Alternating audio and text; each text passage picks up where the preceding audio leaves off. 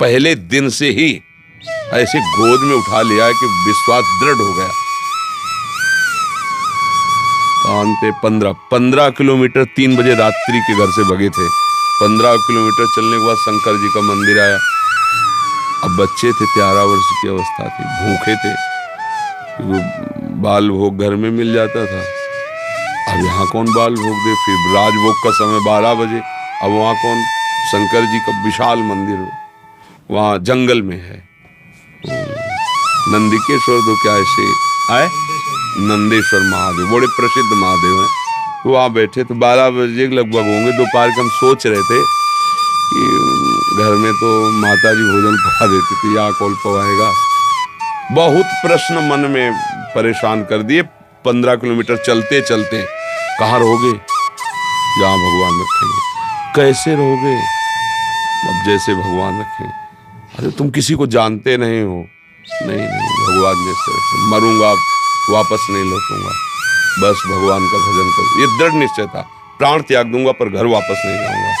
जब निकला हूं तो भगवत प्राप्ति करके ही बात बनेगी, अब ऐसे नहीं। दोपहर तक इतना मन परेशान कर दिया कि लगा कि अब होगा क्या यदि ऐसा जलन होती रही, अशांति और मतलब व्यवस्था में पला मन। अभी बच्चे ही थे, कोई इतना ज्ञान विज्ञान तो था नहीं कि उसके मन को काट सके। परेशान हुए। इतने में एक आदमी आया, होगा ए बच्चा, यहाँ एक सूरदास स्वामी रहते थे, उनकी कुटिया में ताला लगा, कहीं गए हैं क्या? तुम कहा हमें नहीं पता, हम तो आज ही सुबह आए हुए हैं। सुनो, एक कमंडल में दही लाए थे उनके लिए, अब वो है नहीं, हम घर वापस नहीं ले जाए, तुम पी लो। पहले दिन वह नहीं, और उनका पी लो ना, हम तो लाए ही इसीलिए। और गांव के दूधगढ़वा में जो दही जब आए, लाल लाल दही एकदम मलाई पड़ा और मीठा, और लीटर 1.25 लीटर दही।